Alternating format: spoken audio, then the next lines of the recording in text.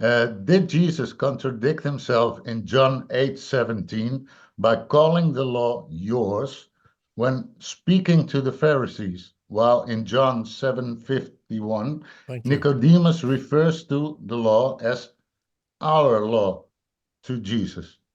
So there's clearly this difference of being within that law or not. Right.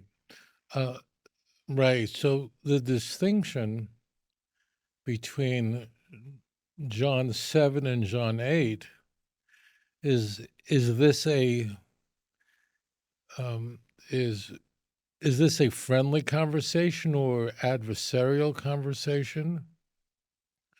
In John chapter 8, Jesus is addressing his enemies, Pharisees, who later on in the chapter, in verse 48, he's going to refer to them as the children of the devil. So you can just imagine um, how adversarial and how the entire conversation in John 8 is going to heat up. It's interesting, however, that John 8, which often is used by Christians to demonstrate that Jesus was God, uh, Jesus saying in that context that doesn't require in your law that there are two witnesses. And there he says, I'm a witness, the Father's a witness. But if they are the same substance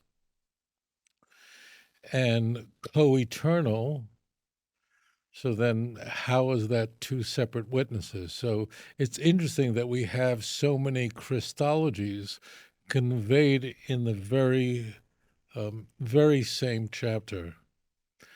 In the very end of John chapter 7, we have Nicodemus is brought into the picture.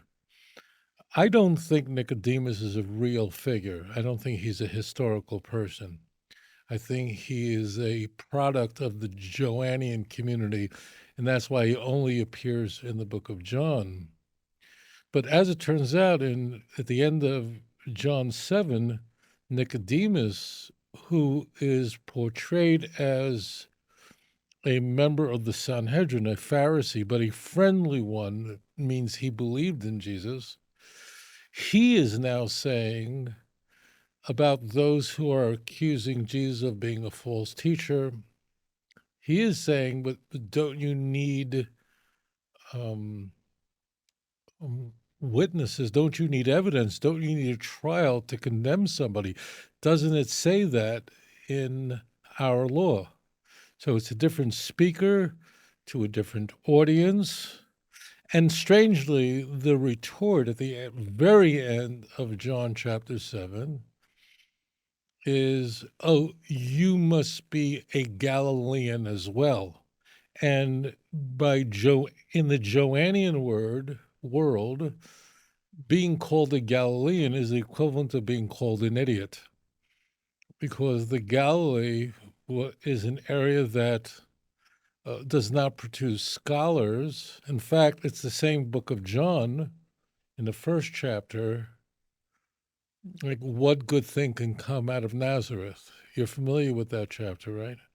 So, so the Galilee and Nazareth, this is all like a backwoods place, and it was. It was a fishing area, a place that produced people that worked with their hands, and therefore, oh, are you a Galilean as well?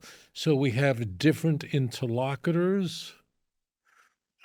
We have a different texture to the conversation, and therefore this would be portrayed very differently. The Gospels are really all over the place on the law. I don't want to get very complicated, but even in the Sermon on the Mount, where you have the strongest view of the Torah, that do not think that I've come to destroy the law, but to fulfill it.